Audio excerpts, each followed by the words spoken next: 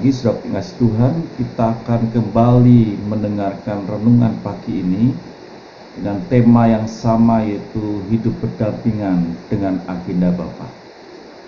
Saudaraku, kita akan belajar bagaimana kita bisa berdampingan, berjalan di dalam agenda Bapa di surga.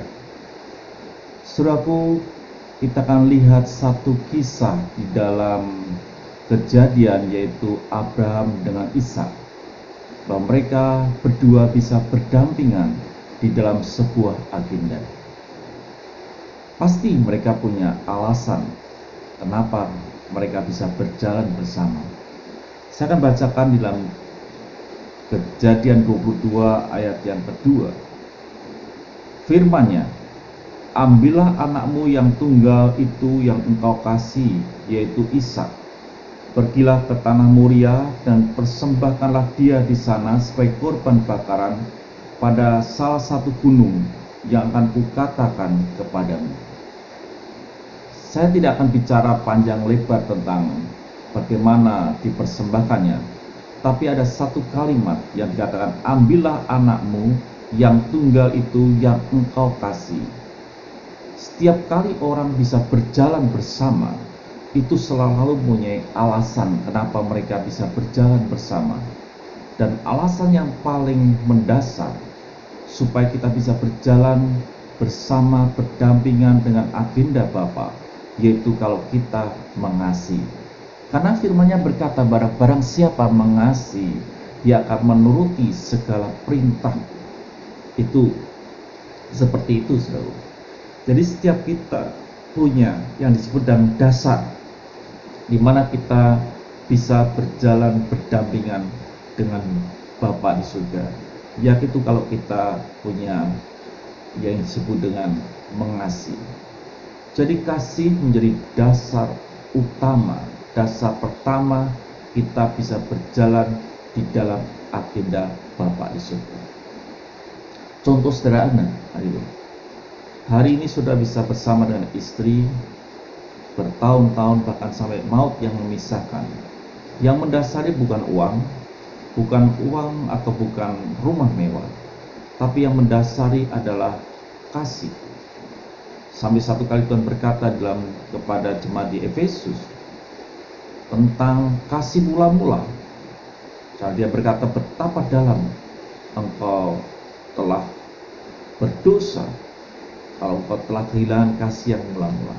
Jadi kasih menjadi dasar dari awal kita bisa berjalan berdampingan dengan agenda Bapa di surga. Dikatakan sudah punya Tuhan di dalam Yohanes 3 ayat yang ke-16, dikatakan, karena begitu besar kasih Allah akan dunia ini, sehingga Ia telah mengaruniakan anaknya yang tunggal, supaya setiap orang yang percaya kepadanya tidak binasa, melainkan peroleh hidup yang kekal.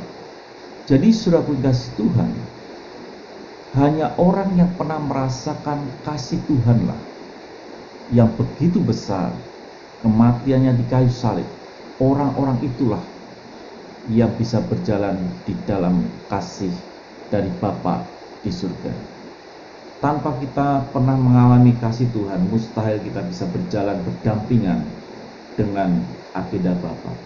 Kalau dikatakan Yesus atau Tuhan berkata kepada Abraham, ambillah anak yang kamu kasih. Pasti Abraham mengasihi anaknya, dan anaknya merasakan kasih dari Bapa itu. Jadi saudara pengasih Tuhan, kasih menjadi dasar kita bisa berjalan berdampingan dengan agenda Bapa di surga. Kisah yang sederhana di dalam Lukas pasal yang ke-7 ayat yang ke-37, yaitu kisah di mana ada seorang perempuan berdosa yang datang kepada Yesus dan mengurapi minyak. Dikatakan firman Tuhan, di kota itu ada seorang perempuan yang terkenal sebagai seorang pendosa.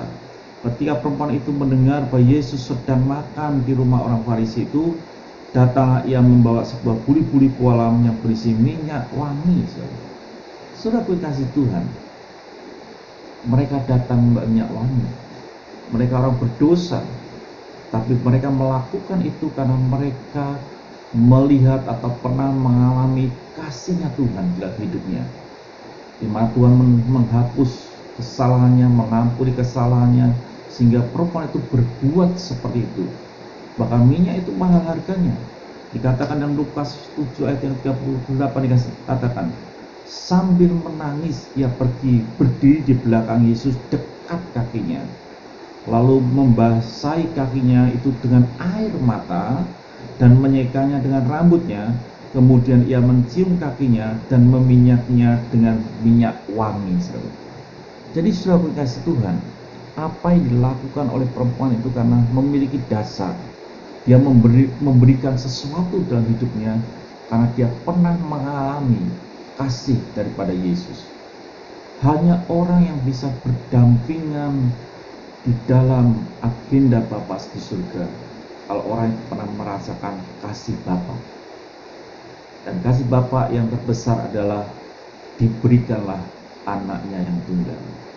Jadi saudara kasih Tuhan dalam hidup ini, belajarilah menikmati kasih Bapa, supaya saudara dan saya bisa berjalan berdampingan dengan agenda Bapa di surga. Dan kalau itu terjadi, betapa mulianya perjalanan hidup kita ini, sesuatu yang tidak akan pernah terlupakan. Tuhan memberkati saudara, nikmatilah kasih-Nya supaya engkau bisa berjalan berdampingan dengan agenda Bapa di surga. Haleluya.